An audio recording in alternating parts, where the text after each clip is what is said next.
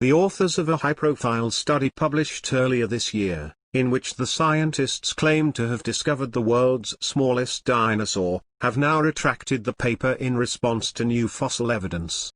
The now retracted Nature paper, published on March 11, 2020, apparently misidentified a tiny skull found inside a 99-million-year-old chunk of Burmese amber.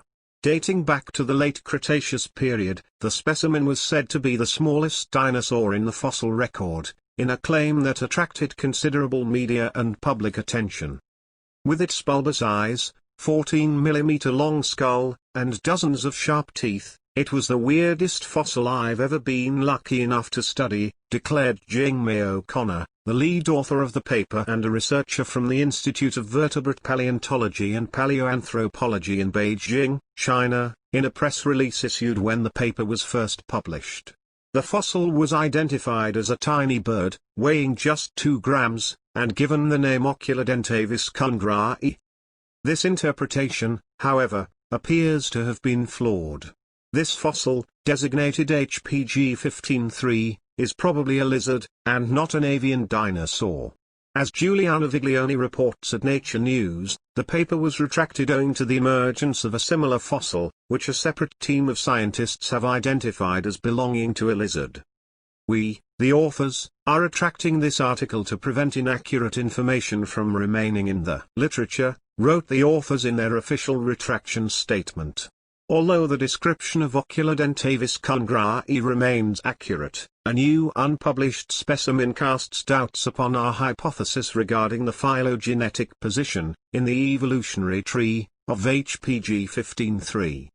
In an email to Gizmodo, O'Connor said that while she agrees that the original assessment of the fossil as an avian dinosaur was incorrect, she doesn't think a retraction was the best way to handle the problem, as it has created further problems.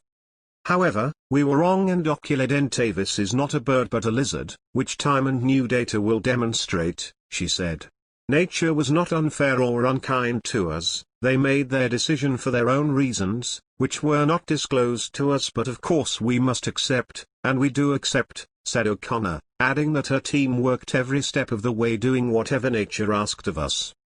Speaking to Retraction Watch, O'Connor said her team may have been wrong in their identification of the fossil, but as we have demonstrated in a Matters Arising reply, the specimen cannot be unequivocally identified as either a bird or a squamate, lizard, without more material, which has come to light but is as yet unpublished and effectively does not exist to science yet.